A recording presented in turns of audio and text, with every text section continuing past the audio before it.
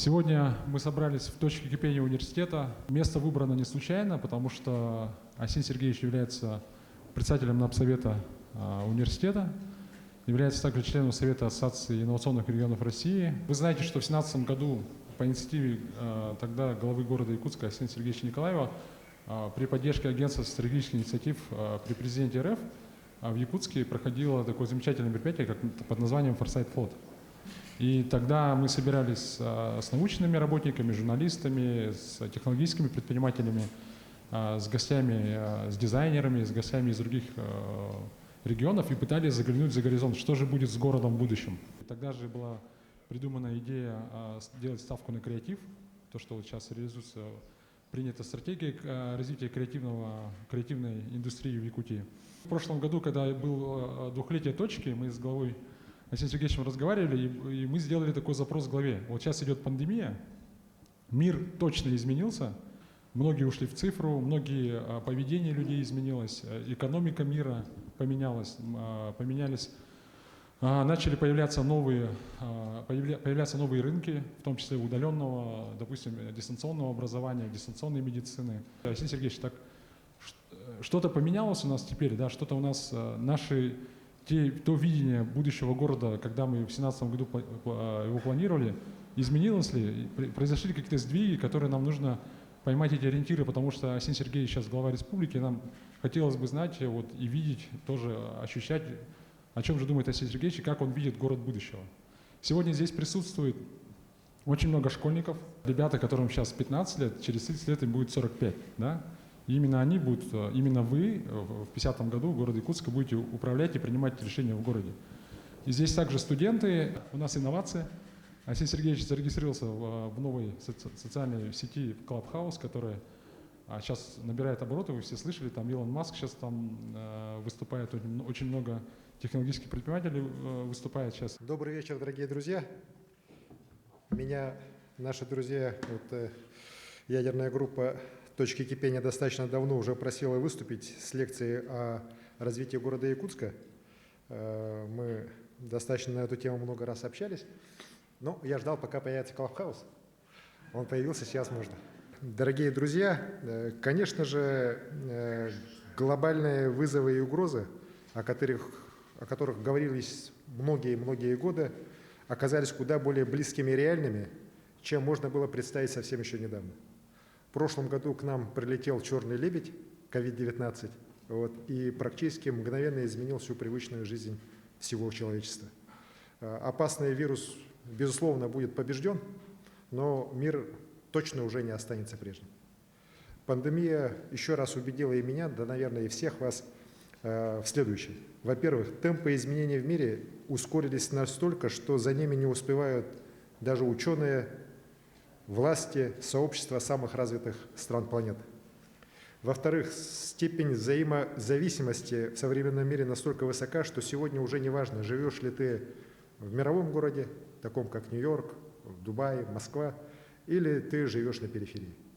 Глобализация сделала свое дело, и любые вопросы и проблемы касаются всех и каждого без исключения. Якутск, самый большой город в мире на вечной мерзлоте, безусловно, не может оставаться в стороне, испытывая все эти вызовы и при этом не меняясь. Несмотря на то, что каждый из нас занят решением важных краткосрочных задач, мы обязаны находить время для глобального осмысления изменений, которые происходят вокруг, обязаны расширять горизонты видения. Якутия сегодня является высокоурбанизированным регионом. Доля городского населения республики сегодня составляет более 65%, что где-то на 10% выше среднемирового уровня. А наш Якутск, если так подумать, это единственный крупный урбанистический центр колоссальной территории площади, на самом деле, даже не 3 миллиона квадратных километров, как мы говорим о территории республики, это почти на территории 4 миллионов квадратных километров. Якутия самый крупный город, Якутск. И, конечно, сегодня здесь живет уже почти 35% населения республики, активные, инициативные люди. И от дальнейшего развития столицы, конечно же, будет зависеть будущее республики, будущее крупнейшей части территории России. Якутск почти уже 4 столетия назад стал такой серьезной опорной точкой российского освоения Дальнего Востока, Русской Америки. Отсюда Россия вышла на Амур, на Приморье, через Тихий океан, дальше в Северную Америку. Миссия Якутска во все времена на самом деле остается неизменной. Мы были, есть и будем северо-восточным форпостом российской державы здесь, в Евразии, на северо-востоке Евразии. Однако на всем протяжении долгой и славной истории, сотворенной поколениями горожан, подходы к развитию Якутска менялись. Из небольшого острога он постепенно превращался в крупное поселение, затем обретал черты, присущие провинциальным городам, но всегда перед каждым поколением незримо или явно витал вопрос, соответствует ли город своей уникальной миссии, возложенной на него самой судьбой. Сегодня мы стоим на очередном перепутье. За последние десятилетия у Якутска наконец-то появилась стратегия развития, совершен на самом деле настоящий скачок в улучшении социальной инфраструктуры, улично-дорожной сети, ликвидации аварийного жилья, создания общественных пространств. Из большой деревни, каким Якутск был еще, наверное, в 90-е годы, он действительно начал превращаться в крупный город со всеми его атрибутами. Но с каждым днем все более острым становится вопрос, а что дальше? На мой взгляд, ответ кроется в самой истории, судьбе Якутска, ее жителей. Не будет преувеличением сказать, что наша столица является зримым доказательством успешного покорения человечеством полярных широт. Особые природно-климатические условия Якутии, конечно же, накладывают свой неизгладимый отпечаток на всех нас, на жителей города. Наши люди сильны духом, обладают живым и гибким интеллектом. Жизнь в экстремальном климате, в извечном преодолении вызовов внешней среды воспитала особенный характер якутян. Сделала нас креативными, предприимчивыми. Без таких качеств не могли бы выжить предки, и эти же качества сегодня помогают нашим людям становиться успешными предпринимателями и инноваторами. Гибкость ума и жизненной практики позволила человеку не просто выживать на севере, а развиваться и побеждать. Именно такой же должна быть и наша стратегия. Подходы к планированию будущего всегда должны обсуждаться и обновляться. Я убежден, что во главе развития стоят не сиюминутные обстоятельства, а смелый взгляд в будущее. Будущее нашего города – это недалекая или оторванная от реальности мечта. Это воодушевляющая цель, которая должна нас направлять уже завтра. Именно таким видением будущего я хочу сегодня с вами поделиться, друзья. Я рад, что здесь собрались люди, которые могут понять и принять для обсуждения мои подходы и мысли о будущем Якутска, начиная от наших школьников, для которых, наверное, это наиболее важная история, каким же будет Якутск в 50-м, потому что через 30 лет они как раз будут даже моложе, чем я. Так, вот. Ну и в том числе и старшее поколение, потому что благодаря сегодняшним достижениям медицины вообще увеличению долголетия в мире, так, я уверен, что все доживем еще через 30 лет и увидим, сбудется ли то, о чем я буду сегодня говорить. Мне довелось 6 лет возглавлять Якутск. За это время мы на самом деле очень много сделали нашей командой. Сегодня, складывая опыт управления городом с моим нынешним опытом главы республики, я отчетливо представляю, каким путем должна развиваться столица Якутии и какого будущего достоин наш Якутск. Прежде всего важно понять, что город – это не просто территория на карте, это пространство и среда жизни людей. Суть и смысл городского развития заключается в том, что в центре всегда находится человек. Его комфорт, его безопасность, его возможность жить счастливо и реализовать свои таланты. При этом город – это среда договора людей, дом для сотен тысяч его жителей. И все более важным фактором улучшения жизни качества нашего общего дома становится умение жить сообща. То, как мы общаемся, доверяем ли друг другу, способны ли мы объединяться для достижения на самом деле больших, высоких целей.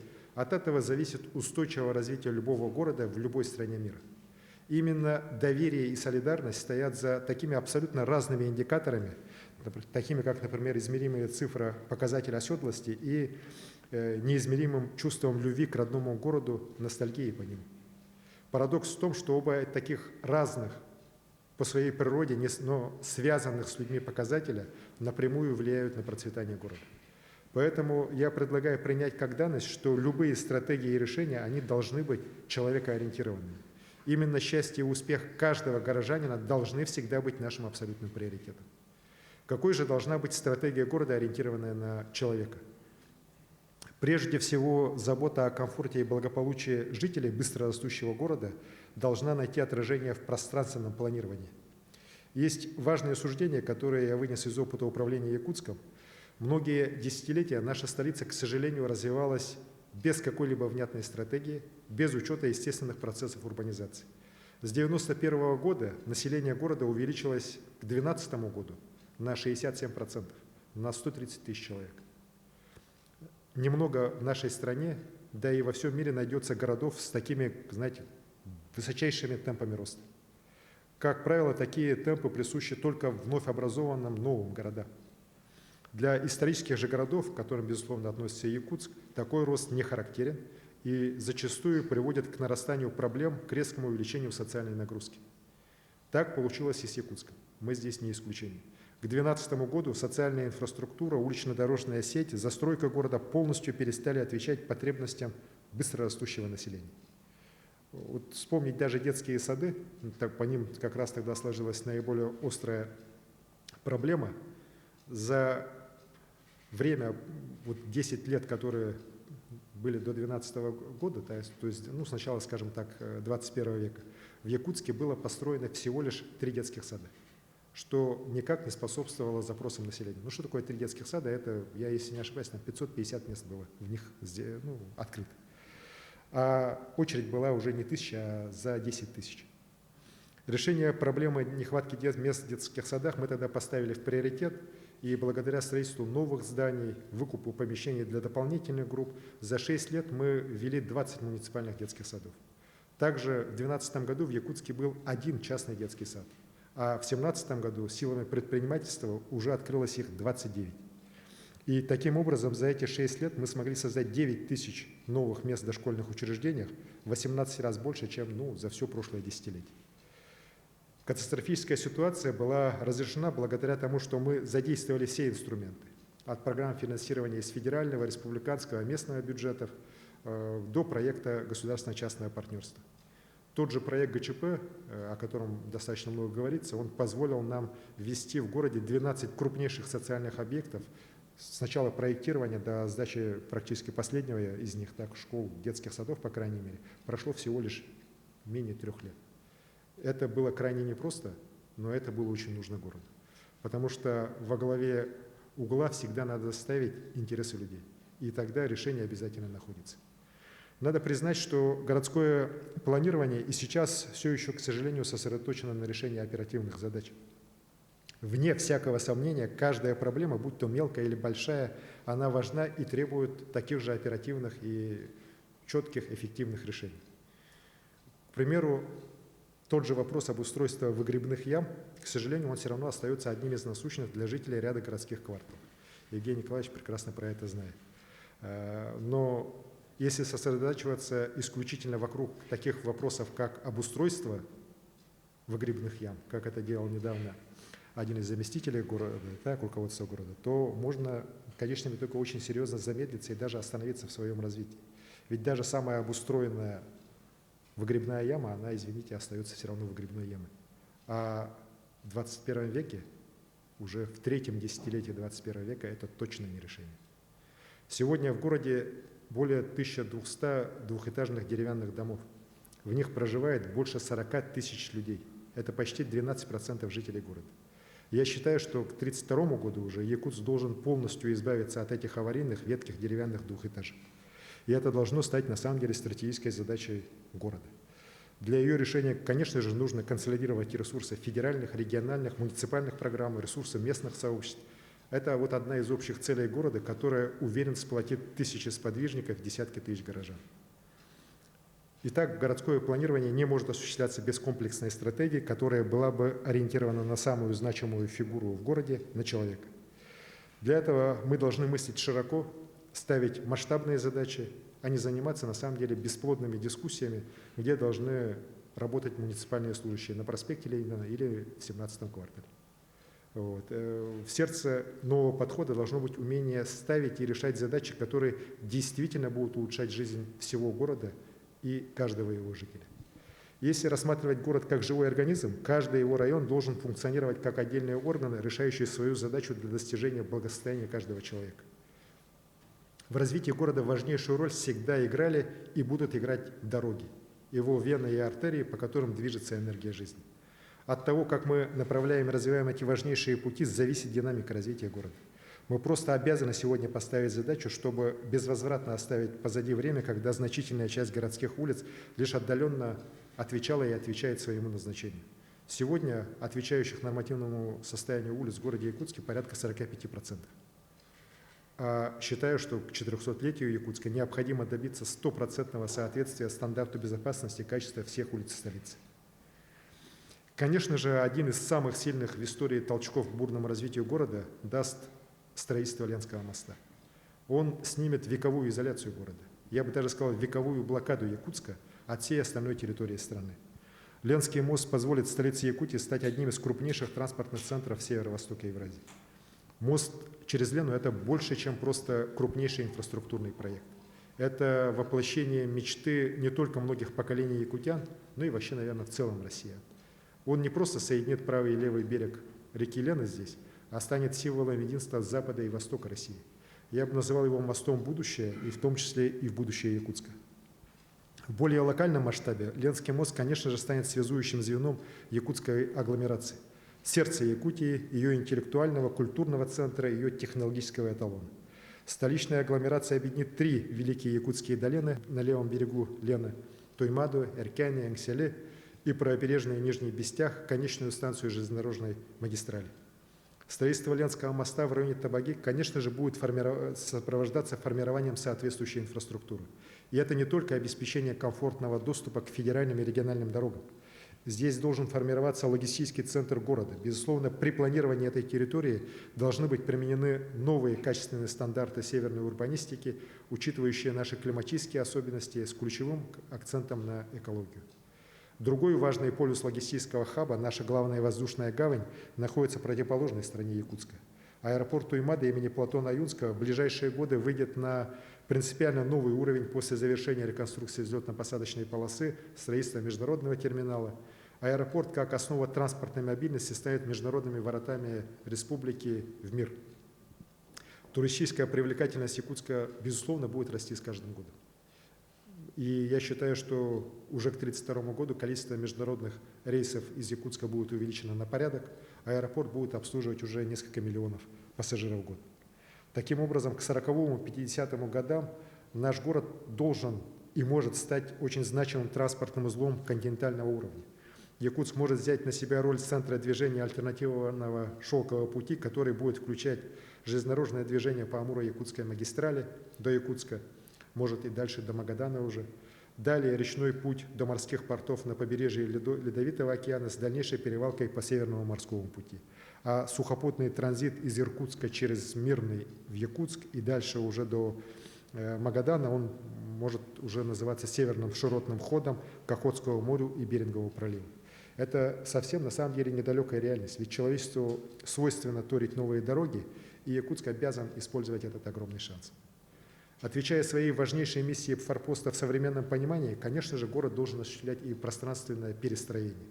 Должен упорядочить свою территорию, чтобы как можно лучше и бережнее использовать каждую пять драгоценной земли долины Туймада.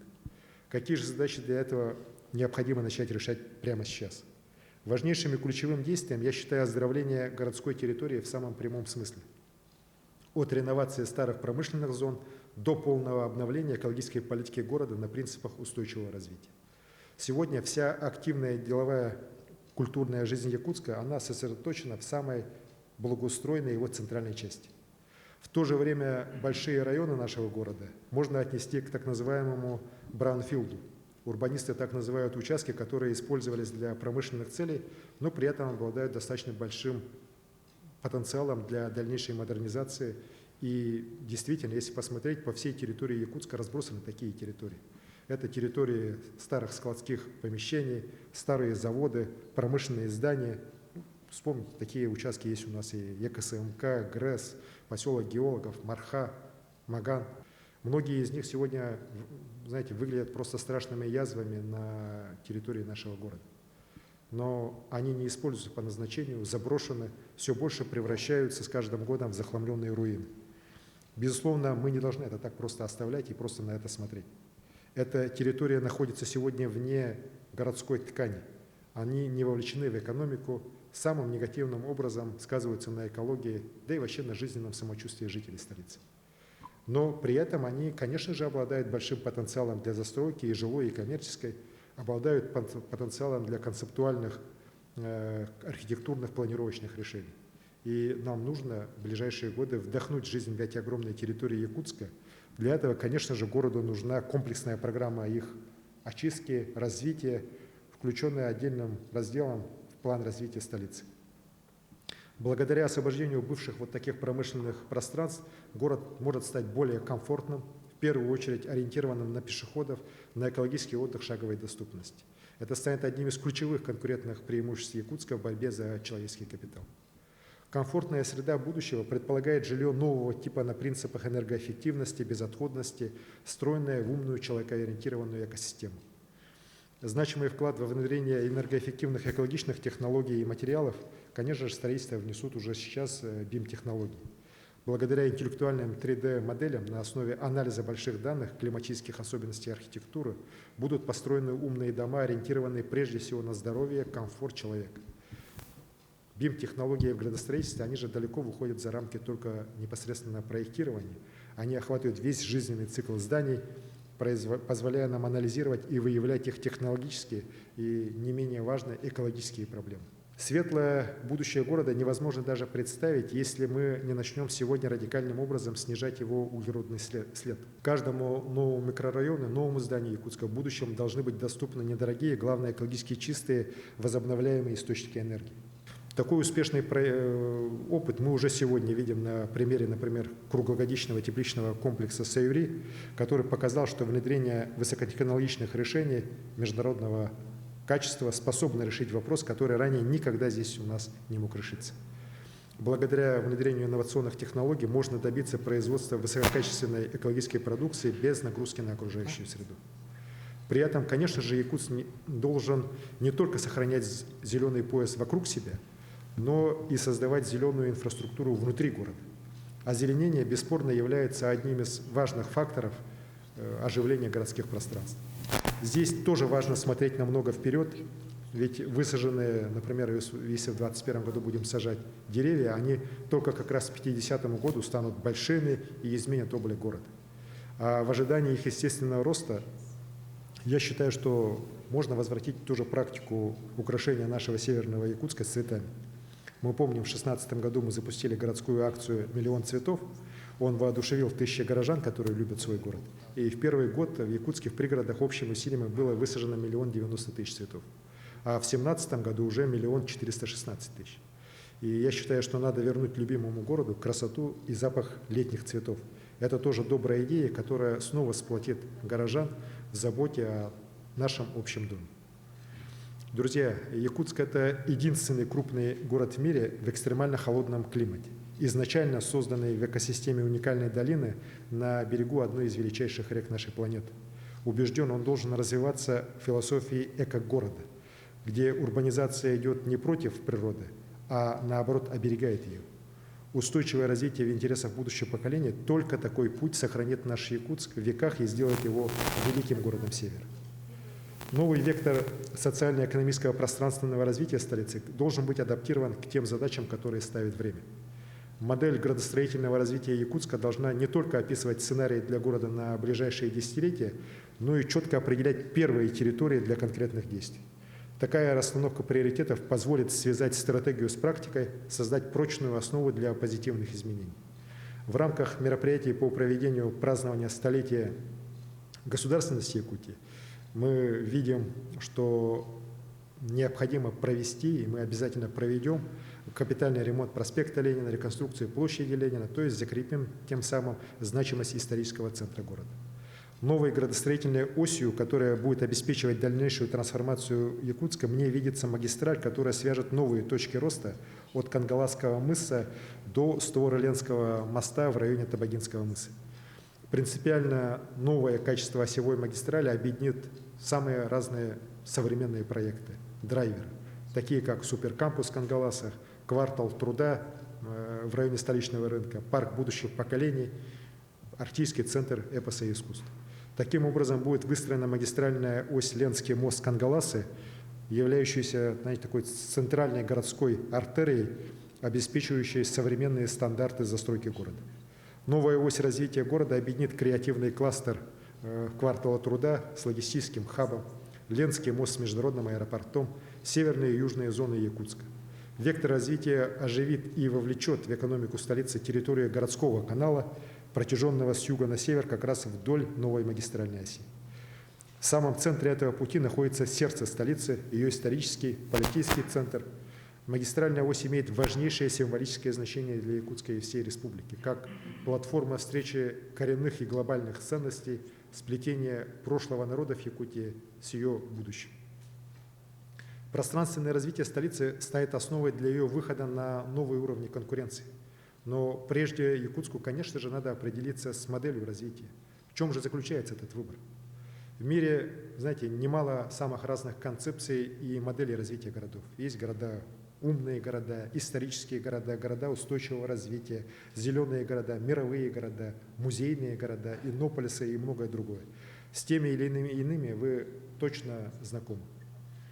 Конечно, использовать какой-то из этих сценариев как кальку, как единственно верную дорожную карту не стоит. Но очевидно, что четкая концепция должна быть. И я уже в последнее время неоднократно про это говорил. На мой взгляд, Якутск должен идти в будущее как креативный город. Мое видение заключается в том, что для любой модели развития нужны предпосылки в виде опережающего роста какой-то отрасли экономики. Например, транспортная или энергетическая инфраструктура, промышленное производство и так далее. У города Якутска, несмотря на расхожее выражение, что у нас в республике в недрах представлена вся таблица Менделеева, нет предпосылок, к несчастью или к счастью скорее, стать индустриальным центром, зарабатывать промышленным производством. И здесь мы снова возвращаемся к тезису, что наше главное богатство – это люди, это человеческий капитал. Мы действительно нередко слышим это выражение, но, к сожалению, оно часто просто звучит как лозунг, а не как отражение реальной ценности человеческого капитала. Применительно к Якутску от этого утверждения не уйти, так как именно только человеческий капитал в наших условиях – это единственно надежный инструмент развития. Да, наша республика богата, но пока не будет достаточного большого креативного человеческого капитала, наши богатства так и будут только или на бумаге, или в наших недрах, не слишком влияя на качество жизни живущих здесь людей. Получается, что у нас есть одно бесспорное преимущество на сегодняшний день. То, что у нас очень много, на самом деле очень много, образованных, талантливых и предприимчивых людей. В современную эпоху все больше востребованное умение нестандартно мыслить, изменчивость и адаптивность. Одним словом, то, что называется креативностью. При этом, опять же, опровергая досужие домыслы, креативность – это не прерогатива горских гениев. Она присуща на самом деле каждому человеку. Это мысль, способность, талант, которые сокрыты в каждом из нас. Однако случай помогает только подготовленному уму, как говорил великий Луи Пастер. Я глубоко убежден, и никто не сможет меня переубедить, что ум якутян подготовлен веками жизни в самых экстремальных, контрастных условиях, которые есть на планете, которые требуют невероятной адаптации и вариативности. Я сегодня, как и многие из вас, наверное, с жалостью смотрел на Техас, в котором ударили небывалые морозы. И катастрофа, которая происходит в южном штате Америки, так, конечно, она вызывает только сочувствие. При этом, еще раз говорю, если была бы такая температура у нас сегодня на улице, да, мы бы все считали бы, что у нас что-то случилось с природой, и великое аномальное тепло пришло в Якутию. А мы, еще раз говорю, сталкиваемся с этим ежедневно, каждодневно, в течение уже многих и многих веков. И для максимального раскрытия всех этих качеств нам необходимо создавать все условия. Многие весьма скептически, к сожалению, относятся к потенциалу креативности якутян. Я часто сталкивался, сейчас уже реже сталкиваюсь, с открытым отрицанием, скрытым недоверием к самой идее выстраивания экономики, интеллекта и таланта здесь у нас в Якутии. Однако при подобном неверии в себя мы будем только заниматься вчерашними проблемами, но никак не будем заниматься завтрашними возможностями. Мы не можем игнорировать те невероятные образцы преобразований, которые показали самые разные города мира в течение даже прошлого столетия. Нередко мы видим, как появление всего лишь одного большого грандиозного здания становится отправной точкой модернизации всей городской экономики. Это, например, наглядно иллюстрирует строительство той же знаменитой башни Бурдж-Аль-Араб, знаменитого отеля в Дубае. Сегодня это здание уже, наверное, не является самой яркой точкой в самих Объединенных Эмиратах, как раньше. Но если подумать, именно это здание, этот отель сделали Дубай туристической Меккой. И в итоге то, что основой экономики Эмирата стали составлять не запасы нефти, а туризм, услуги, недвижимость, конечно же, может быть, это не заслуга одного лишь этого здания, но это воплощение, яркое, зримое воплощение комплексной стратегии городских и региональных властей. Однако, все же я считаю, что экономическое чудо невообразимо без появления подобных символов. Лишь таким образом может быть успешно сформирована инфраструктура для креативной экономики. Я убежден, что якутские якутяне имеют такую же возможность коммерциализировать свои навыки и таланты. Конечно, на сегодня нет универсального сценария перехода от одной экономики к другой. Каждый случай – это сумма самых различных факторов, особенностей региона, его территории, обеспеченности теми же природными ресурсами, ну и самое главное, зависит все от жителей. Якутск с этой точки зрения одарен прекрасными возможностями по каждому параметру. Более того, вот как раз по самому главному параметру, по человеческому капиталу, в прошлом году среди всех городов России он занял 8-е место как раз по индексу креативного капитала. Мы уже достаточно активно продвинулись в формировании основ креативной экономики. Мы с гордостью заявляем, что Якутия стала первым субъектом России, где на региональном уровне принят стратегический документ концепции развития креативной экономики до 2025 года. Она является основой работы по выстраиванию нового системного подхода для развития с опорой на несырьевой сектор, на интеллектуальные и творческие отрасли. Уверен, что именно в раскрытии талантов своих жителей путь к процветанию Якутска. Это абсолютно очевидно. Ведь даже если посмотреть невероятные успехи наших якутских IT-компаний, киноиндустрии, они ведь вышли сегодня уже далеко за пределы и региона, и даже страны. Флагманские компании InDriver, Майтона, они обеспечивают рабочие места уже сегодня по всему миру. Их продукты пользуются успехом среди миллионов людей из самых разных точек Земли. Более того, я очень рад, что у нас каждым годом появляются и новые успешные компании, например, вот как «Фантастик», который здесь присутствует, братья Готовцева. Ну, я уже говорил об этом, они вот сейчас уже практически закончили разработку крупнейшего проекта онлайн-игры «Видай Бифо». Ну, точный релиз его ждут геймеры во всем мире, так? Ну и я уверен, что эта игра точно «Фантастик» выведет на очень высокий уровень. Ну и за ним появятся еще другие компании. В последние годы наши фильмы получают все новые и новые, самые престижные награды и номинации российских международных фестивалей. Я уверен, что до 50-го года якутские фильмы получат и «Оскар», и «Золотую пальмовую ветвь» в Каннского фестиваля, потому что количество переходит в качество. Я помню встречу в 2012 году, когда после такой хорошей тоже встречи с кинематографистами якутскими я им посоветовал, поддержал их идею в стремлении как раз получить какой-то крупнейший приз на каком-то из международных кинофестивалей. Тогда все они очень громко смеялись. Вот. В 2018 году, как раз перед уходом с поста главы города, я их поздравлял, наших кинематографистов, с победой, получением гран-при Московского международного кинофестиваля. Об этом мы в 2012 году и не мечтали. Так? Но вот в конце я им пожелал победить на Каннах или получить «Оскар», так они уже не смеялись, они уже над этим работают. Я уверен, что, вот еще раз говорю, талант, помноженный на предприимчивость наших таких кинематографистов, на их идейность, так, он точно позволит в этом вопросе якутское кино прославить на весь мир. Более того, оно из такого артхаусного кино, каким оно сегодня является, оно все больше и больше становится коммерчески привлекательным. И вот сейчас на той неделе якутского кино, которая проходила в Москве, на многие сеансы просто билетов не было. Креативные индустрии на самом деле уже сегодня вносят достаточно значительный вклад в развитие нашей экономики. Их совокупная доля в валовом региональном продукте составляет уже порядка 2%. Это более 2500 индивидуальных предпринимателей, организаций, в которых занято более 13 тысяч человек. Большинство из них живут и работают в столице. И, конечно же, необходимо обеспечить все условия для того, чтобы эти отрасли вносили еще больший вклад в рост регионального продукта и способствовали динамичному развитию Якутска. Новая экономика города, основанная на интеллектуальном творческом потенциале горожан, конечно же, должна стать таким мощнейшим драйвером для развития малого бизнеса столицы. Бизнес-сообщество быстро и эффективно на самом деле отвечает на меры поддержки и стимулирования. Вот я помню, что мы с 2012 по 2017 год удвоили практически долю налогов от предпринимательства в казну города. Когда я пришел, там чуть менее миллиарда было, уходил уже свыше 2 миллиардов. При том, что мы налоги не повышали ни разу практически.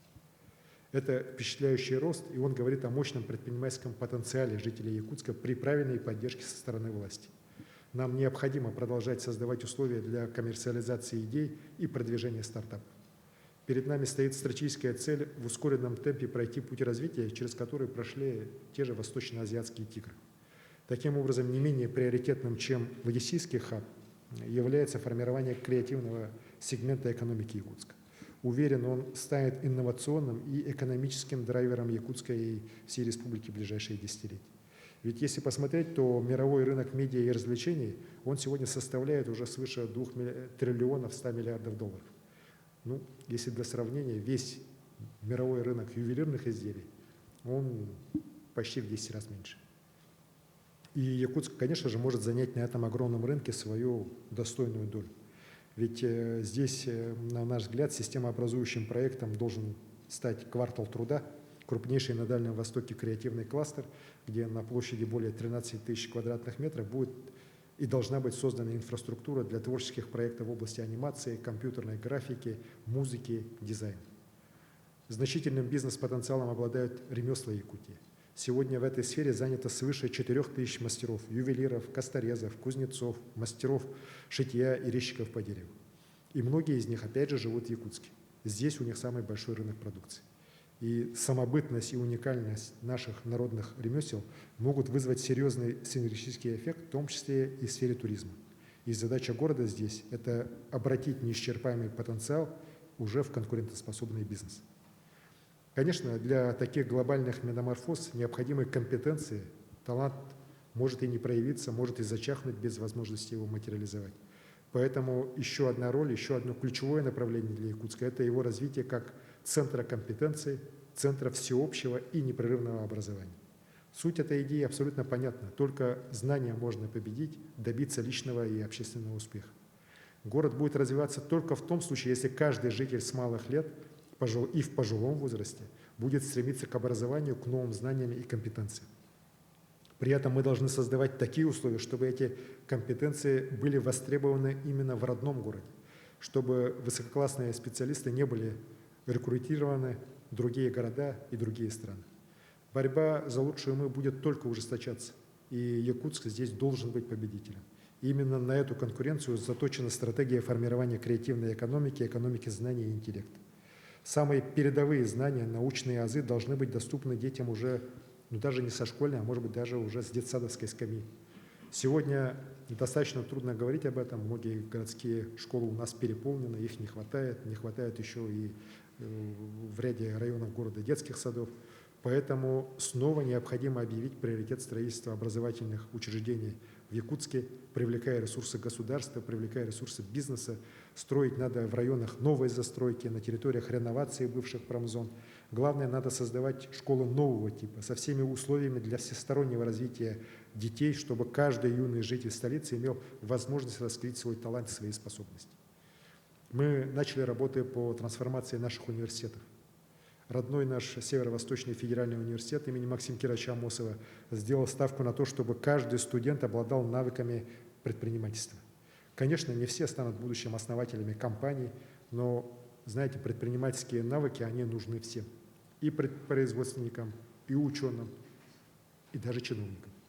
Также в прошлом году, например, Актийский государственный институт культуры и искусств принял новую стратегию, согласно которой теперь он будет развиваться как университет креативных индустрий. Университеты уже сегодня являются неотъемлемой частью креативной экосистемы, обеспечивают кадрами IT-компании, кинокомпании, выпускают программистов, дизайнеров, художников, актеров и других специалистов. Центром развития компетенций, конечно же, должна, на мой взгляд, стать и северная часть долины Туймада. В целом, будущее Кангалас мне видится как развитие территории инноваций и образования, некий наукоград. Здесь должен быть создан суперкампус, крупнейший интегративный образовательный комплекс среднего профессионального образования, а Кангаласы станут территорией возможностей и непрерывного развития, территорией внедрения инновационных разработок в производстве и в жизнь. Таким образом, наша цель – создать креативный кластер, который будет формировать человеческий капитал, обладающий максимальной гибкостью, высокой креативностью, готовый к самостоятельному действию, командной работе, способный работать в разных культурах и с разными технологическими средами. Еще раз подчеркну, в основе этой идеи всеобщее и непрерывное образование. Пандемия ковида, она принесла миру, конечно же, серьезнейший ущерб, огромные риски и потери. Но при этом, как и любой глобальный кризис, пандемия открыла и новые возможности. В первую очередь подтвердила актуальность и приоритет цифровизации всех сфер экономики и социальной жизни. Это особенно важно для такого города, как Якутск, для всей нашей республики, где огромные расстояния, низкая транспортная связность всегда были основным тормозом для дальнейшего развития. Сегодня цифровизация дает нам уникальную в истории нашей цивилизации ситуацию, когда мы имеем равные возможности с наиболее развитыми регионами мира. Важно понимать, что сейчас благодаря цифровой трансформации все мы имеем одинаковый доступ к новым знаниям и возможностям их применения. Здесь нужны только воля и стремление. Глобальная угроза вообще в целом мире ускорила понимание того, что будущее на самом деле за суперинтеллектуальным обществом. В Японии, к примеру, уже реализуется концепция развития японского общества, получившая название «Общество 5.0».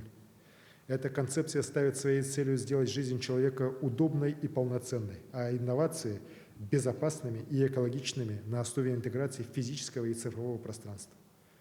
Благодаря массовому распространению технологий работы с бигдата, интернета вещей, искусственного интеллекта, мы сможем решать уже различные значимые социальные проблемы города. Многие мегаполисы мира уже сегодня активно инвестируют свои ресурсы в формирование умного города, который использует искусственный интеллект для общественного блага. Нет сомнения, что таким же путем должен идти и Якутск. Возьмем простой и близкий всем пример – это управление городским движением. Парк автотранспортных средств в Якутске растет с каждым днем, и искусственный интеллект на первых порах мог бы, хотя бы анализируя информацию об особенностях движения транспорта, максимализировать пропускную способность наших дорог. Искусственный интеллект может найти применение в любой отрасли, начиная от прогнозирования потребностей в детских садах и заканчивая уже персонализированными медицинскими услугами. Уже сегодня мы должны начать активно внедрять высокотехнологичные решения при планировании городского пространства, чтобы построить комфортную и безопасную среду завтрашнего дня. Например, та же установка мусорных контейнеров ультразвуковых сенсоров для контроля их наполненности позволила передавать актуальную информацию операторам. Благодаря этому можно было бы добиться оптимизации маршрутов мусороуборочных машин и значительно сократить время на сбор мусора. И таких примеров просто десятки, если не сотни. Я уверен, что интеграция физического и цифрового пространства позволит будущему Якутску не отставать от мировых столиц. Ведь тогда наши сложные физико-географические условия, которые, еще раз говорю, веками являлись для нас главным тормозом, они, наоборот, могут стать и главным преимуществом в конкурентной борьбе за уникальность. Главная ценность Якутска, на мой взгляд, конечно же, это уникальное переплетение культур. Наш город является родным для представителей многих народов, которые родились здесь, приехали сюда работать и жить. Все они и создают душу Якутска, многоликую и от этого безгранично сильную и очень одухотворенную. Устойчивость развития Якутска напрямую зависит от распространения принципов толерантности в обществе. Лишь сообща можно достичь условий для развития в наших северных природных условиях. Без взаимоуважения, без поддержания сущности нашего многообразия Якутск, как и любой другой город, утратит динамику и будет обречен на стагнацию. Однако, к сожалению, богатейшая история самого старого города Дальнего Востока, ее легенда, она, к сожалению, сегодня никак не отражена в облике Якутска. Сегодня он пока еще все равно выглядит как любой другой город в других регионах нашей страны. Перед Якутском здесь стоит важнейшая задача разработка нового мастер-плана, реализация дизайн-кода города. Выполнение этой задачи требует самого бережного подхода к культурному наследию для восстановления и сохранения исторической уникальности Якутска. Возвращение облика города к истокам – это важные условия сохранения самобытности. Однако мы также должны развивать и новые направления в городском планировании, которые бы учитывали наши климатические особенности. Планирование развития самого холодного крупного города в мире должно учитывать данные мерзлотных исследований. Мы должны не только исследовать динамику вечной мерзлоты, но уже должны научиться управлять этим процессом, применяя новые строительные технологии для адаптации к изменениям климата. Я уверен, что потенциал якутской науки позволяет развивать это направление сегодня. Наша географическая позиция должна находить отражение не только в строительстве, но и в культурном коде столицы, да и в нас самих. Связь нашего народа со своей культурой, потребность в национальном самоопределении, она очень сильна.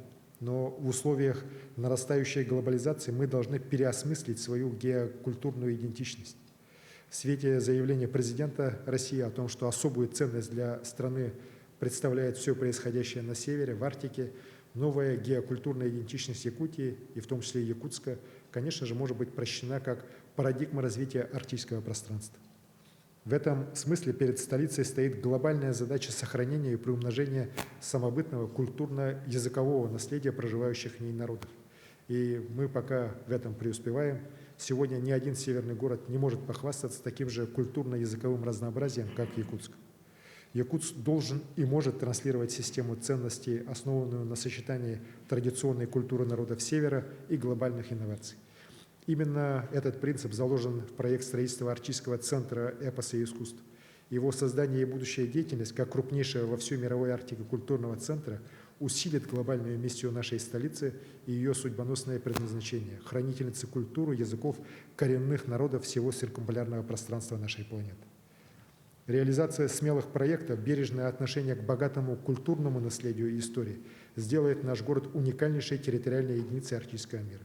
И я убежден, что Якутск будет по праву признаваться во всем мире как культурная столица Арктики. В 2020 году мы оказались в новой реальности, которая заставила нас пересмотреть все наши подходы к заботе о здоровье населения. Главное – это жизнь, благополучие и успех отдельного человека, которые невозможно без здоровья. Я считаю, что здоровье каждого жителя является важнейшим ориентиром в развитии городской среды. Год здоровья, объявленный в республике, должен задать новый стандарт здоровой среды.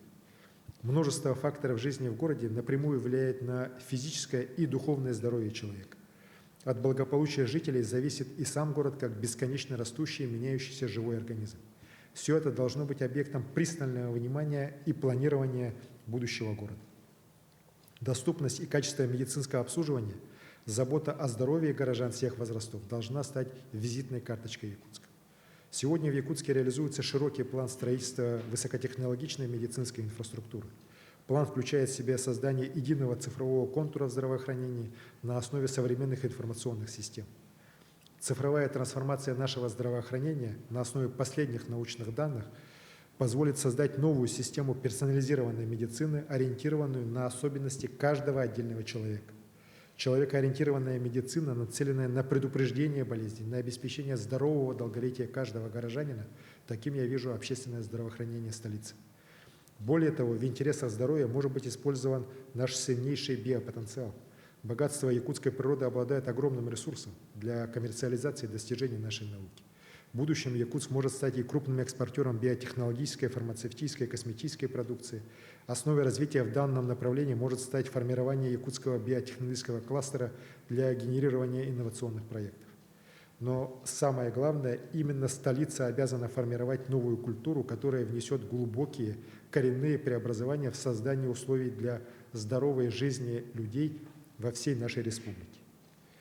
Друзья, сегодня мы смотрим в будущее и ставим цели развития нашей родной Якутии как республики с высокими стандартами развития жизненной среды, новым качеством благоустройства, экологии, сферы культуры, досуга в городах и селах.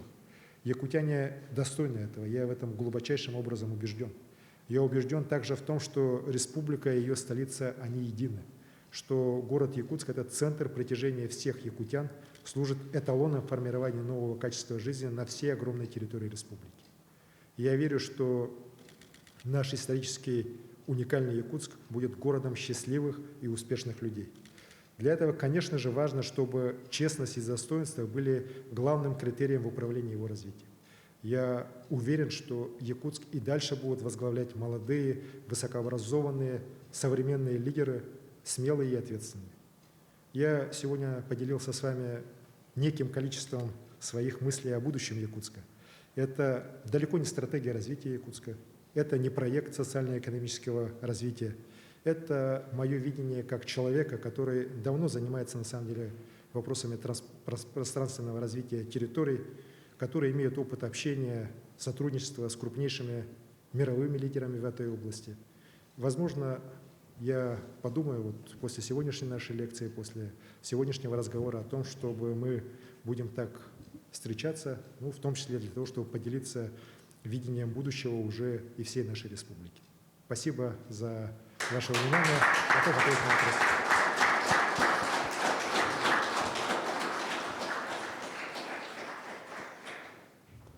Спасибо, Арсений Сергеевич. У нас очень сильные миграционные потоки. Да, я помню еще в конце 90-х, в начале нулевых, когда работал в молодежной политике, говорили, надо, чтобы как-то делать так, чтобы в районах люди тоже ехали в районы, да, особенно молодые специалисты. Были проекты там «Земский доктор», и они есть сейчас, эти проекты.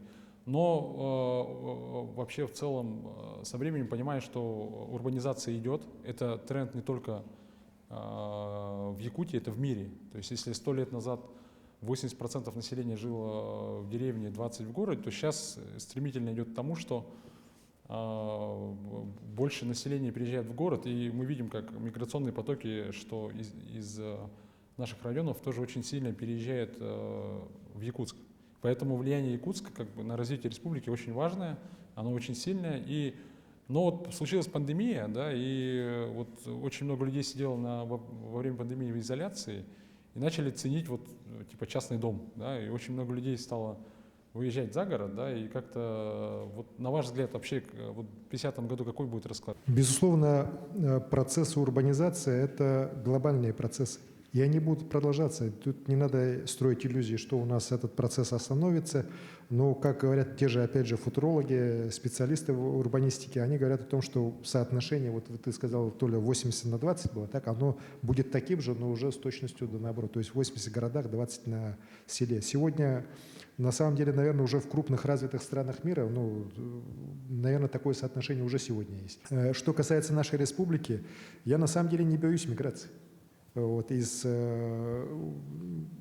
деревень в город Якутск, потому что в последние годы есть устойчивый также тренд и обратный, что многие люди в силу разных обстоятельств, жизненных, каких-то профессиональных и так далее, хотят переехать обратно в деревню, там поселиться и работают. И очень я много встречаю молодых специалистов на селе, фермеров, работающих в бюджетной сфере, предпринимателей, которые жили в Якутске, но вот сейчас в силу разных причин переехали в свои родные села, и им очень там нравится, они просто счастливы. Такой процесс идет, и не надо здесь его искусственно тормозить или подталкивать. Моя главная задача, чтобы люди в любой точке Якутии имели возможности равные с теми, какие есть у нас. Конечно, понятно, что медицинские услуги в городе и на селе будут разные, но любые базовые услуги человек должен получать. И образование, культура, спорт – вот это наша главная задача. Меня зовут Горохов Кирилл. У меня имеется вопрос по упомянутой вами теме перспектив развития аэропорта города Якутска. Очень хотелось бы услышать ваше мнение о инициативе и старом проекте, достаточно переносе этого самого аэропорта из Якутска в иное место. Спасибо. Когда аэропорт города Якутска строился именно там, где он сейчас стоит, никто не думал, что в Якутске будет жить 350 тысяч человек. И далекая окраина, уже находящаяся даже за чертой города, сейчас уже со всех сторон практически окружена жилой застройкой. Я думаю, что вот как раз где-то к 40-му и 50-му годам, а может даже раньше, так, лет через 15, уже возникнут реальные проекты по переносу аэропорта на новые территории. Вот потому что если Якутск будет развиваться вот так, как он развивается сейчас, и с точки зрения увеличения количества людей, с точки зрения развития экономики, с точки зрения появления новых технологий, то, конечно же, этот вопрос будет уже подниматься и наверняка будет решаться. Меня зовут Егорова Анна Павловна. Я учитель первой школы. Генпрокуратура подала исковое заявление в отношении окружной администрации о том, что место, где находится здание, где находится первая школа, аварийное, и детей необходимо будет расселить после решения суда. И вот мы, родители и учителя, очень обеспокоены тем, где мы будем находиться после решения суда. Дети – самое главное, и вопросы первой школы мы, конечно же, будем решать. Здесь должно быть построено новое здание, раз так, и школа должна быть сохранена. Другой вопрос, конечно, что с точки зрения наличия свободной территории у нас построить большую школу прямо вот на том месте, где стоит сегодня первая школа, конечно, у нас возможности не будет. Поэтому будем вот с Евгением Николаевичем думать и обязательно решать эту задачу. Меня зовут Матвеева Елизавета, я ученица из физико-технического лицея. Одним из основных направлений развития всего мира является решение экологических проблем. Весь цивилизованный мир уже перерабатывает свои отходы, а у нас же все сваливается на свалку.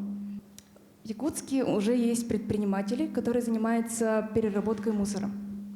А когда в республике будет внедрена система переработки? Спасибо. В год здоровья самый большой вклад, который смогут внести вот наши коммунальщики, так, это если старая свалка города Якутска будет закрыта и откроется новый полигон. Для этого, конечно, надо очень много работать. При этом абсолютно согласен с вами, что мы должны значительную часть мусора, который у нас производится на территории города, перерабатывать. Вот. До 60% точно можно это уже в ближайшие годы обеспечить. Ну а дальше уже с развитием технологий, может быть, мы еще большую степень переработки сможем создать. Что касается сжигания мусора, да, здесь я бы с вами не согласился, потому что если он, конечно, будет гореть, как сейчас горит свалка города Якутска, то, конечно, в воздух будут подниматься там десятки, сотни тысяч тонн разных вредных веществ по всей республике. Но мы же должны понимать, что сегодня существуют технологии того же сжигания, которые происходят при таких температурах, когда никаких вредных веществ практически не остается. И такие технологии тоже есть. Ну и вот представьте себе, например, ладно, Якутск, мы здесь, конечно, должны стремиться к переработке. Здесь вопросов вообще нет. Но возьмемте наши арктические села, в которых живет 200-300 человек, в которых нет никаких дорог. Вот детям из Якутска это очень трудно представить, наверное, сейчас уже, да, но реально у нас населенных пунктов, в которых отсутствует всякое круглогодичное транспортное сообщение с другими территориями, у нас, к сожалению, даже не десятки, а сотни. И что они там будут перерабатывать? Тот мусор, который они там начнут перерабатывать, он будет просто на вес даже дороже, чем золото, наверное. Вот. Понятно, что если будут современные инновационные технологии того же сжигания мусора без выбросов всяких вредных веществ, то это, наоборот, надо приветствовать и вот как раз в таких труднодоступных территориях использовать. Обращаясь к Клабхаусу, поднимите руки. Вот давайте дадим ребятам возможность. Так, invite to speak. Алексей Павлов. Возникла у всех одна проблема о том, что если они что-то хотят делать, скажем, какой-то режиссер хочет какую-то постановку делать и так далее, да, современную, молодую, нету возможности реализовать это за счет того, что все существующие площадки, они всегда больше склонены к коммерческим проектам и склонены на аренду, да. А те площадки, которые есть, они, алкоголь и тому подобное, они не позволяют ту аудиторию сюда привести. Вот для этих ребят, например, что-то будет, какая-нибудь поддержка. Большое спасибо, что слушал, большое спасибо за вопрос. Я считаю, что вот как раз поддержкой таких ребят, талантливых ребят, безусловно, вот как раз наш креативный кластер, который будет создаваться у нас в квартале труда, он обязательно будет заниматься. Вот как раз креативный кластер, как раз предоставлять такие площадки для того, чтобы наши молодые ребята работали там, во-первых, во-вторых, вот свои какие-то, если есть наработки, представляли и не боялись ошибаться. Потому что, к сожалению, вот у нас это вообще есть в нашем менталитете, что ли, да, мы очень боимся ошибиться, да, ошибаться не страшно. Вот. Ничего страшного в этом нет, можно ошибиться, потом встать и совершить еще новый скачок. И как есть же хорошая русская поговорка: за одного битого двух небитых дают. Поэтому я уверен, что вот такая поддержка к нами будет оказываться для того, чтобы мы такую молодежь уже со школьных парт воспитывали.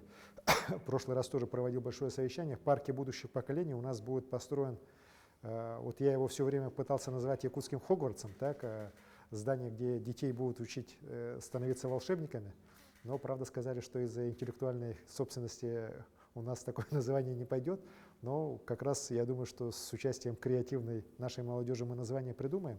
А реально мы на самом деле хотим там, чтобы наши школьники, наши дети учились становиться волшебниками, потому что креативная индустрия — это как раз волшебство.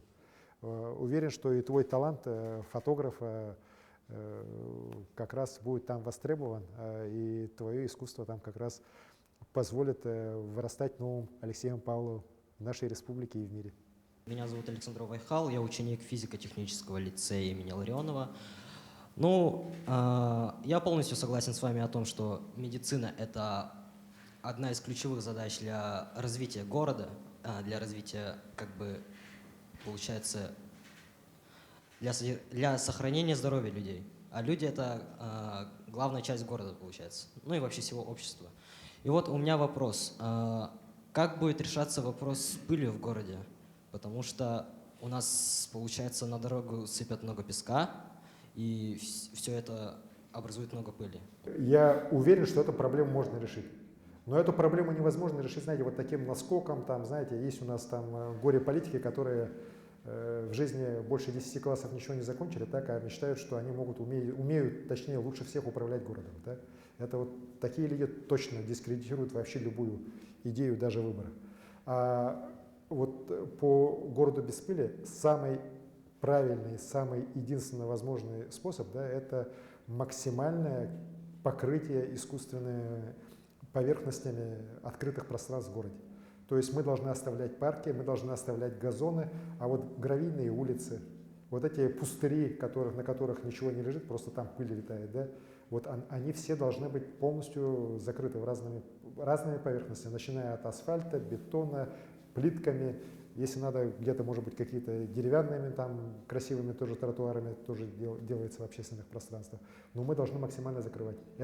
Я ездил по миру, я встречался с лучшими мэрами мира. Слава богу, я имею опыт работы вот во Всемирной организации объединенных городов и местных властей, и имел счастье вот с людьми общаться, которые, ну, реально, это гуру развития мировой урбанистики, лучшие руководители городов, люди-легенды, которые города свои превращали в город-сад, и у них у всех один подход. Вот мы должны максимальное количество открытого пространства закрывать газонами, деревьями, цветами или искусственными поверхностями. Никоим образом не оставлять просто вот гравийные дороги, просто открытые пустыри, потому что это точно источник пыли, который невозможно будет убрать. В дополнение скажу то, что вот хорошим решением будет наладить систему водоотведения, которая необходима в городе. Тогда та пыль, которая могла бы уходить с водой в водосточную систему, потом была бы убрана и, значит, было бы чище после дождя. Это раз. Второе, значит, у нас необходимо внести новые регламенты в жизнедеятельности человека, застройщиков, в жизнедеятельности производственных организаций. Тут примеры есть во всех крупных городах. Это мойки колес, например, когда техника выезжает со строительной площадки. Второе, безусловно, это наведение порядка в наших дворовых территориях. Там, где у нас лежит открытый грунт, поднялся ветер и, соответственно, пыль в этом. Ну и, соответственно, третий подход, который мы как городское хозяйство для себя должны применить, это найти способ уйти от речного песка при подсыпке дорог в зимнее время. За прошлый год 27 тысяч кубических метров песка было посыпано на наши дороги как антигололедный материал. Безусловно, песок является одним из составных частей и базовых основ, которые мы посыпаем на дороге, возникновения пыли и той самой мелкодисперсионной, которая очень вредна для здоровья человека и способствует респираторным заболеваниям. Есть мировая практика и опыт применения гранитной крошки, всеразличных вариантов применения камней, дробления их. Многие ездят в деревни, да, и я сам езжу в Арктический улус, получается, на самолете, потому что дороги туда нет. И вот у меня вопрос. Получается, чтобы полететь в мою деревню, это Верхоянский улус, мне надо потратить в один конец порядка 20 тысяч, чтобы увидеться с родными, на сенокос и так далее. И как будет решаться именно проблема таких дорогих тарифов? Спасибо. Абсолютно жизненный текущий вопрос. Вопрос можно решить, если мы комплексно реализуем концепцию вот снижения стоимости как раз авиатарифов по двум направлениям. Первое, если мы будем датировать топливо, потому что пока топливо будет закуплено и довезено до того же Батагая, оно становится просто уже очень дорогим. Так? И второе, если мы обнулим стоимости авиационных сборов, аэропортовых сборов в наших малых аэропортах. Вот требования по аэропорту Батагая точно такие же, как и аэропорту города Якутска с точки зрения вопросов безопасности. И поэтому нагрузка на сам по себе стоимостная, представьте себе аэропорт Якутска, где каждый день у нас десятки вылетов, так, и аэропорт Батагая, куда из Якутска в неделю самолет прилетает несколько раз. Вот. Конечно же, в конечном итоге, если в стоимости билета из Москвы в Якутск, например, стоимость аэропортовых сборов около 1-2%, не более, так, то в стоимости билета из Батагая сюда он 18%, аэропортовые сборы. Вот ваших 20 тысяч, как раз 4 тысячи, это просто сборы за то, что самолет сел и взлетел, если так по-простому говорить. И я вышел уже с этим предложением на федеральное правительство, оно сейчас изучается, чтобы мы, первое, обнулили эти аэропортовые сборы, просто аэропортам по смете платили деньги из бюджета, а второе, чтобы во всех аэропортах Дальнего Востока была одна стоимость топлива. При этом перевозку вот как раз из нефтеперерабатывающих заводов до аэропортов, транспортную составляющую, как раз могло бы датировать государство. Вот только реализация двух этих пунктов, она способна стоимость авиатарифов на Дальнем Востоке по местным рейсам сократить в 2 раза. Вот, поэтому мы этим будем заниматься. Сейчас тем более же еще новая у нас беда прилетела. Вы же знаете прекрасно, что решением президента страны дали субсидию для дальневосточников, чтобы не только льготные категории, молодежь и старшее поколение летали за дешево, так, но и все население могло иметь такую возможность.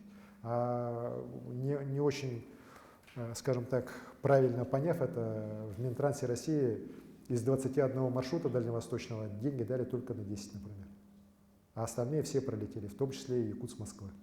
Вот. Абсолютно нелогичное решение, никакой методики нет, просто, знаете, у меня возникает мысль, что просто по алфавиту посмотрели и самым последним, читая Якутск, например, просто их вычеркнули. И еще несколько. Вот. Никаких объяснений нету. Так? Сейчас мы подключились туда, и полпред президента на Дальнем Востоке Юрий Петрович Трутнев нас поддерживает очень серьезно. Так? И наш депутат Данчика Галина Кедина с руководителями правительства уже ходила в Минтранс, ставила этот вопрос. Мы будем его решать. Беспилотный транспорт, автомобильный, беспилотный морской транспорт, речной транспорт, воздушный транспорт – это то, что мы с вами увидим уже к 50-му году точно. А скорее всего в ближайшие 10 лет. Очень сильно повысит мобильность людей. Так, тут очень много рук поднятых. Ребят, кто сидит в Клабхаусе, поднимайте руки. Меня зовут Николай Мартынов, общественник города Якутск. Хотелось бы задать такой вопрос. Мы сейчас говорим о 2050 даже году, да? Вопрос о собаках. Как вы считаете, как вы видите решение вопроса с собаками, вообще с домашними животными? В идеале, наверное, в 2050 году как он будет решен и как он будет выглядеть, ваше видение? Безусловно, тема безнадзорных животных, так, она, к сожалению, опять у нас попала в повестку. Я помню выборы 2012 года свои, когда первый раз избирался главой города Якутска, у меня было свыше 100 встреч, и на всех них этот вопрос звучал. Тогда это точно была главная проблема наряду с детскими садами. Во-первых, конечно же, я, согласен с тем, что все-таки убивать собак – это неправильно. Мы в ответе за тех, кого приучили. В свое время тоже достаточно критически к этому относился, но после встречи со многими настоящими зоозащитниками, с теми, кто реально собаками занимается, в том числе с ведущими российскими актерами, такими как Ермольник, Миронов, Броневицкая, я поменял свои взгляды в этой части и считаю, что подход, конечно, должен быть максимально гуманным. Другой вопрос, что мы как государство, как и в том числе и муниципалитеты, должны максимально этому способствовать. То есть отлов собак, стерилизация и их выпуск обратно. В принципе, в мире, там, где это сделали, в принципе, и агрессивность собак падает, и их само по себе становится чуть меньше. Но при этом, конечно же, это может привести успех только в том случае, если собак бездомных не будет больше. А если каждый год их тысячами на улицу выбрасывать, сколько их там не отлавливай, не стерилизуй, не ставь приюты. Ну, в конечном итоге это просто бюджет города будет весь туда уходить. Вот. Поэтому, конечно же, ответственное отношение к собакам – это обязательно. И с этой точки зрения, ну, сегодня все механизмы есть, и чипирование собак, и контроль за ними, так, и ответственность уже хозяев очень серьезно выросла. Поэтому я очень надеюсь, что городские власти здесь порядок наведут. Мы их всегда будем в этом поддерживать. Вот. Ну а если смотреть уже дальше, там, до 50-го года, я уверен, что к тому времени у нас должна быть такая экосистема выстроена, да, в городе, что речи о безнадзорных животных быть не может. Я дополню, Арсений Сергеевич, хочу сказать, что есть программа АПК-БГ, это аппаратный программный комплекс «Безопасный город», который, ну, как в Москве, будет пронизан весь город видеонаблюдением, причем видеонаблюдением умным, да, на основе искусственного интеллекта, который будет отслеживать различные нарушения, в том числе и вот когда видно будет скопление собак, то есть это тоже будет передаваться и для быстрого реагирования городских служб. Коллеги, еще вопросы? Меня зовут Марков Марсель, я ученик 10 класса физико-технического лицея. Благодарю вас за такую интересную лекцию. Мы поговорили сегодня о таких качественных развитиях города, и, соответственно, возникает такой резонный вопрос, откуда брать деньги. Может ли наша республика, вот, основываясь на своем статусе республики, на примере, как, допустим, Республики Татарстан, продвинуть закон, который постановит принадлежность природных ресурсов народу и будет пополнять тем самым бюджет на развитие? Спасибо. Ну, на самом деле в Татарстане такого закона нет. Мы живем в одном государстве, федеративном государстве. Некие отличия могут быть, и, конечно, статус республики – это очень важный, очень серьезный статус, которым мы все дорожим и гордимся. Вместе с тем, говорить, что благодаря статусу республики там можно на территории республики российские законы поменять, об этом не надо говорить. Так не будет. Мы живем, еще раз говорю, в едином государстве. Вот. Но при всем при этом, конечно же, ну, абсолютно правильный, закономерный вопрос, а на что мы, откуда возьмем деньги? Деньги мы с вами должны заработать. Вот самое плохое, что у нас порой вот проскальзывает, да, что мы вот здесь живем, и за это нам должны деньги платить. Вы знаете, вот я всегда встречаюсь вот с людьми, да, и они мне говорят, вот мы здесь живем, на северах нам должны платить за то, что мы здесь живем. Коллеги, так уже не будет. И так не должно быть. Мы живем здесь, потому что это наша Родина, потому что мы эту землю любим, потому что мы хотим, чтобы эта земля, реально вот эта земля, была лучшей территорией в мире. Также мы все для этого готовы сделать. Но для этого надо работать. Будем работать, мы найдем деньги. Тот же мост, да, вот, хотя много пишут про него, но 2 года назад вообще никто не верил, что мост может быть вообще переведен в плоскость практической реализации. В условиях вот, тотального кризиса, который в мире идет, в России идет, в экономике. Мне говорили, Арсений Сергеевич, ты зачем эту тему поднимаешь? Да ты что, ничего не получится. Вот. Но мы же все равно вот собрали этот пазл, и он реально сегодня уже сложился. Мы реально начнем в этом году уже строительные работы по первому этапу строительства моста. И я уверен, что он уже в ближайшие годы здесь появится. Понимаете, просто надо работать каждому на своем месте и работать в общих интересах, в интересах всего общества. Мы, наоборот, должны быть максимально синхронизированы. Власти республики, власти города, общество города, бизнес города, для того, чтобы вот эти задачи, о которых я говорил, и которые еще можно дополнять, решали вместе. Понимаете, каждый в отдельности, лебедь, рак и щука, вот я об этом тоже сегодня в лекции пытался сказать, в Якутске точно не будет развиваться. Он будет стагнировать, а стагнация в наших условиях – это сразу же деградация. Особенность вот наших, еще раз говорю, суровейших природно-климатических условий. Мы, наоборот, должны быть максимально вот едины для того, чтобы решать общие задачи, чтобы люди здесь жили лучше. Вот. А деньги что? Деньги, я еще раз говорю, это в современном мире денег море. Просто надо уметь работать, уметь зарабатывать и привлекать сюда инвестиции. И не бояться, что там кто-то приедет, нас всех купит, там, и так далее. Ну, придут сюда крупнейшие корпорации мировые, построят здесь там свои какие-то офисы, построят здания. Ну, куда они их увезут? Они же здесь и останутся. И здесь же будут работать наши ребята. Меня зовут Едреев Данил, я ученик 10 класса физико-технического лицея. Как вы отметили, количество личного транспорта возросло в 6 раз по сравнению с началом 21 века. И если замена общественного транспорта на более экологически чистые виды пройдет, скажем, менее болезненно для горожан, то замена личного транспорта может встретить такое препятствие, как высокая стоимость. И мне бы хотелось узнать ваше мнение по поводу того, стоит ли городу или региону стимулировать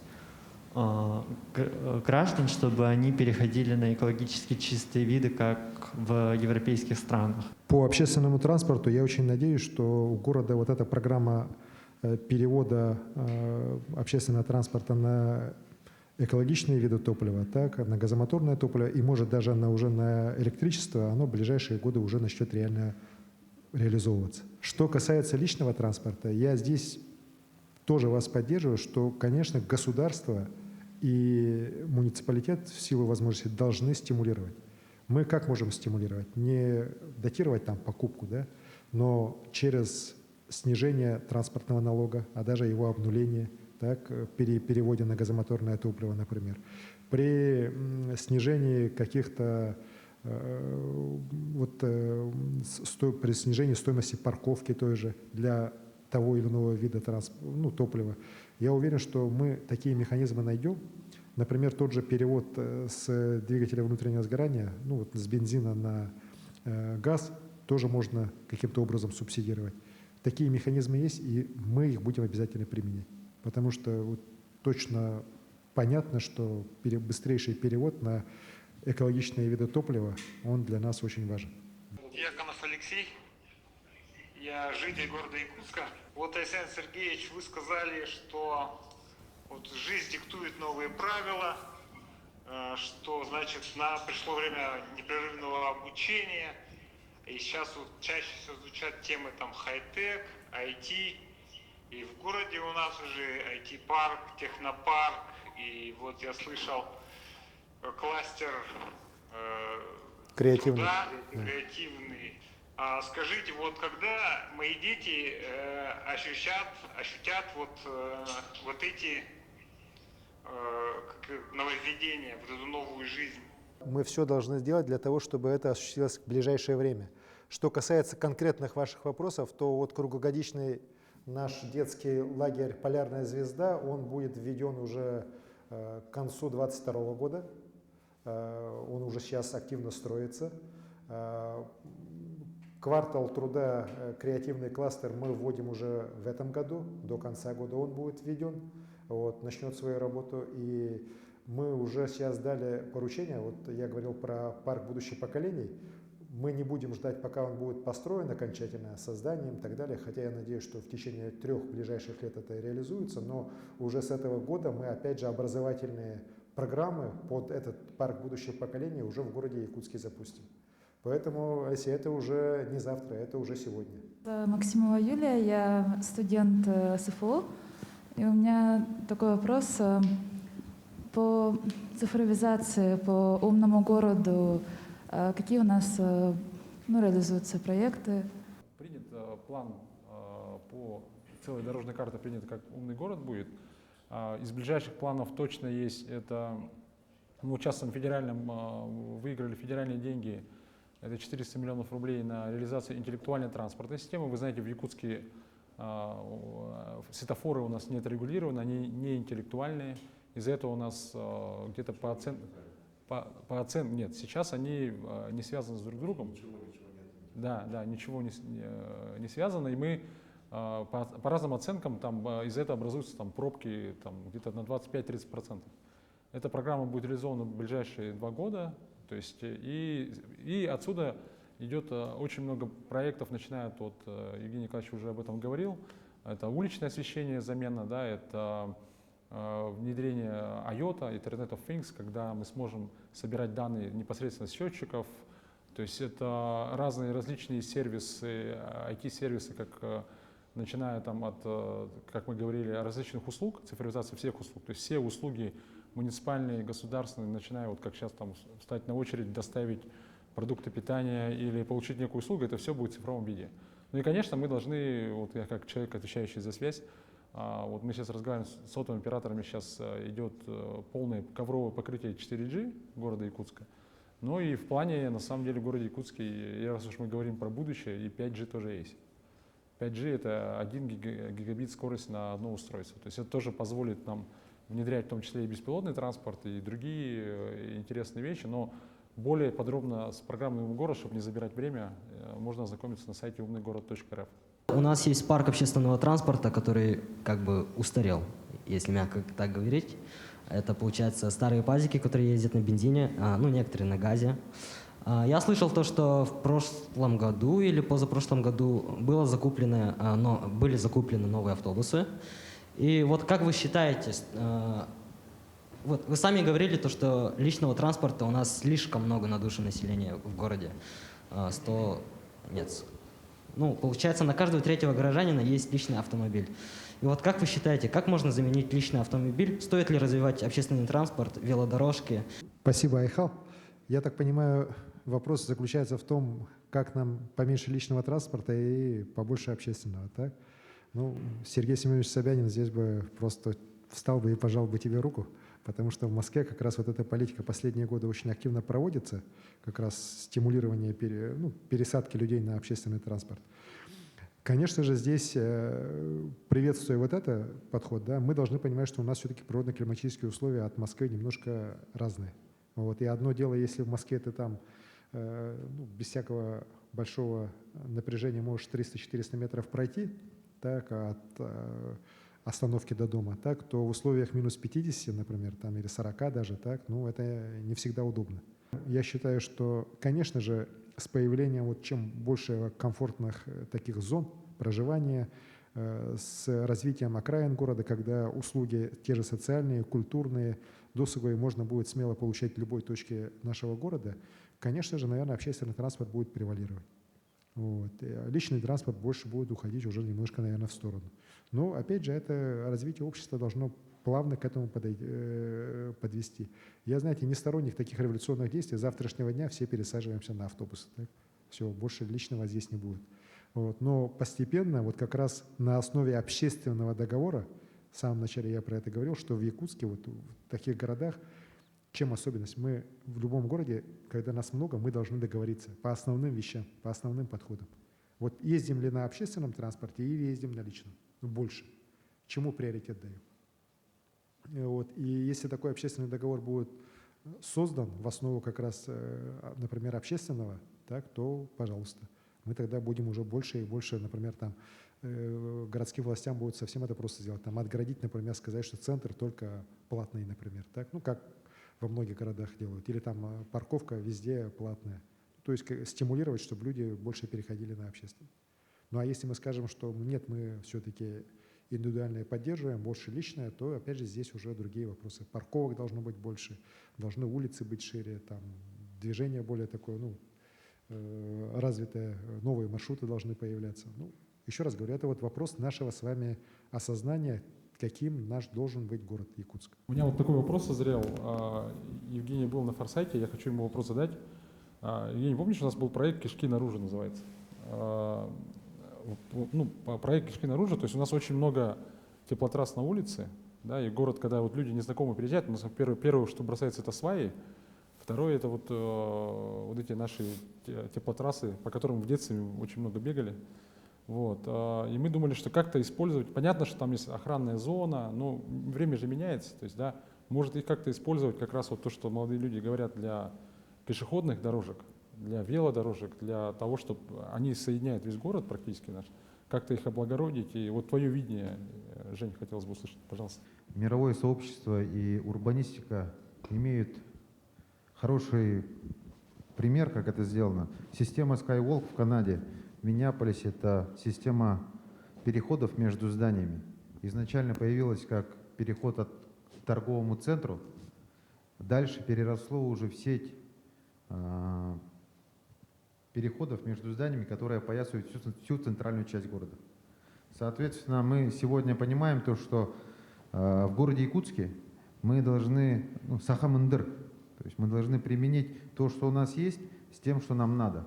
Нам реально нужно иметь более комфортные условия для того, чтобы можно было зимой передвигаться. Это раз. Второе, возвращаясь к общественному транспорту, нужно понимать, что сегодня существующие пазики – это по паспорту автобус для сельской местности. И мы уже должны сегодня для себя сказать, что мы не сельская местность, и эпоха пазиков должна закончиться. Сегодня развитие города подразумевает собой развитие общественного транспорта, чтобы он был конкурентоспособным личному транспорту. И развитие не только автобусов, но и всех элементов улично-дорожной сети, такие как теплые остановки, такие как транспортные хабы, они будут способствовать переходу на общественный транспорт. Переход на общественный транспорт – это действительно один из трендов, который есть в крупных городах. Сегодня у нас с экологической точки зрения в зимнее время автомобили, с появлением Наташи, конечно, стало проще, но весь город на Наташах – это тоже не есть хорошо. Поэтому здесь, безусловно, городские власти должны заниматься стимулированием развития общественного транспорта. Что такое развитие общественного транспорта? Это же не только, например, перевод вместо пазиков у нас электробасы будут ездить, да? Это же и создание сети теплых остановок. Вот, потому что теплые остановки – это абсолютно востребовано в наших условиях. В других городах этого не очень поймут, так, но для нас это абсолютно понятно. Так? То есть мы должны сделать так, чтобы людям было удобно. Вот, от начала до конца движения. Вот если это все будет выстроено, то, конечно же, многие предпочтут на общественном транспорте, комфортном, красивом и при наличии теплых остановок, нежели чем там на машинах с нашими пробками, с нашими туманами. Меня интересует вопрос по поводу затопления 203-го микрорайона и расширения его, то есть создания 204-го, 205-го и так далее. Может быть, как-то, как расширяться в сторону Покровска или Кангаласов, что-то такого типа. Спасибо. Я честно скажу, что я противник того, чтобы 204 и 205 у нас появлялись. Да. Все-таки входить достаточно грубо, да, вот отсыпая песком большие территории именно речной поймы, это не только опасно само по себе, да, это на самом деле, наверное, с точки зрения вот как раз зеленой, скажем так, зеленого города, эко-города, это неправильно. Вот. При этом у нас есть территории, где вот как раз отсыпку-то и можно было делать. Вот тот же район Даркалаха, где у нас вот этот район уже заброшенных совсем строений, где уже ничего у нас практически не делается, почему бы вот этот район не рассмотреть с точки зрения как раз отсыпки и с точки зрения строительства там уже определенных новых, может быть, каких-то и офисных центров, и развития данной территории. То есть превращение его в такой... Вот это вот как раз то, о чем я говорил по району заброшенной промзастройки, это вот как раз Даркалах, например. И с этой точки зрения вот там как раз вот эти проекты по отсыпке были бы гораздо, на мой взгляд, правильнее, нежели чем пытаться зеленый луг сейчас отсыпать дальше. Город Якутск – визитная карточка всей Якутии. Безусловно, все, которые приезжают в город Якутск, в Якутию, в первую очередь видят Якутск. И поэтому мне кажется, что очень важно позиционирование города Якутска в глобальном мире. И раз у нас сегодня визионерская лекция, Айсен Сергеевич, как вы видите в 2050 году город Якутск? Чем он отличается от всех остальных городов мира? Какое у него самое сильное конкурентное преимущество? И какими 3 характеристиками можно сказать город Якутск самый что? Конечно же, с одной стороны, вот 50-й год кажется очень далеким, да, это почти 30 лет. Так, ну, может смело сказать, 30 лет, да. Жизнь меняется очень быстро. Но меняется внешняя какая-то конфигурация, а вот внутреннее состояние человека, внутреннее состояние города, оно не сильно меняется. И с этой точки зрения, вот как раз я говорил про то, что душа Якутска – это все-таки креативные люди. Это люди, которые никогда не боялись трудностей. Мы выжили в самых суровых условиях. Вот, как вот Толя и его друзья любят шутить, мы выжили там, где замерзли мамонты или исчезли мамонты. Да? Вот, мы реально выжили. Выжили, потому что мы предприимчивые, мы умеем идти вперед, и мы все время думаем, да? Мы вариативны. Вот. И, конечно же, если мы прилетим в Якутск 50-го года, я уверен, что здесь, конечно, с точки зрения технологий, наверное, будет все по-другому. И в мире будет все по-другому. Там и беспилотный транспорт, и искусственный интеллект и так далее. Но самое главное, что в Якутске останется, это останется его уникальная культура. Вот этот пласт нашей тысячелетней культуры, его фундамент, это то, что питает нас сегодня, на самом деле. И в 50-м году, я уверен, вот как раз уже с использованием тех новых современных технологий, которых, может, мы с вами даже еще не знаем, вот, все равно наша культура, она будет доминировать. Вот это вот наш такой реально очень серьезный человеческий код, он будет в Якутске давать новую жизнь для наших новых побед. Уже, может быть, не в IT, а в других отраслях. Вот. Поэтому город будет этот культурный, город Якутск будет город образованных людей. Вот. И это будет уникальный город с точки зрения того, что у нас наша природа, это опять же продолжение нас самих. Да? Ну, я уверен, что и к 50-му году, дай бог, мы все-таки сможем нашу природу не то что даже сохранить, а сделать ее еще даже лучше. Уважаемый Алексей Сергеевич, я являюсь директором Намского центра. Уже второй год продвигаем новые технологии в села, скажем так. Покуда мы ближайший район города Якутска, ваше видение вот 2050, каким он будет? Спасибо. Я очень рад, что благодаря новым технологиям у нас в Намцах уже есть и IT-центр, и мы с вами можем общаться в таком режиме. Вообще в наших селах и рядом с Якутском, и далеко от Якутска живут абсолютно, знаете, тоже креативные, очень правильно мыслящие, активные люди. Я всегда рад общаться с ними, потому что благодаря вам якутское село не исчезает, оно развивается, оно становится лучше, краше. И вот в те же общественные пространства, которые я вижу, которые возникли, например, в Бердистяхе, вот Покровске, скоро и в Намцах появится. Я вот в день рождения свой как раз был в Намцах, видел эти проекты. Они говорят о том, что жизнь в селах становится все-таки лучше. Так? И мы будем и дальше их поддерживать. Что касается конкретно Намцев, то я уже сказал, что наши 3 долины Эркянь, Янгсели, Туймада, они, конечно же, в будущем должны вместе с Нижним Бестяхом составить уже одну большую агломерацию. Это вот долина, идея 3 долин принадлежит первому президенту нашей республики Михаилу Ефимовичу Николаеву. Мы с ним довольно часто встречаемся. Он всегда эту свою идею мне уже с точки зрения сегодняшнего дня рассказывает. Мы обсуждаем, что можно сделать, как можно реализовать. Но мы сходимся всегда в одном, хотя по ряду вопросов у нас разные мнения, так, но мы всегда вот сходимся в одном, что это должны быть 3 долины именно высокоразвитого человеческого капитала, инновационного развития, будь то сельское хозяйство, будь то производство стройматериалов. Мы должны все делать очень правильно, экологично, так, и на уровне очень хороших мировых стандартов. Главное, чтобы вот мы в свою деятельность всю координировали, синхронизировали планы республики, чтобы это все входило, и уверен, что у нас все получится. Поэтому я, Сарглана, вам, всем тем, кто рядом с вами, желаю успехов. Давайте поблагодарим Арсения Сергеевича за вот...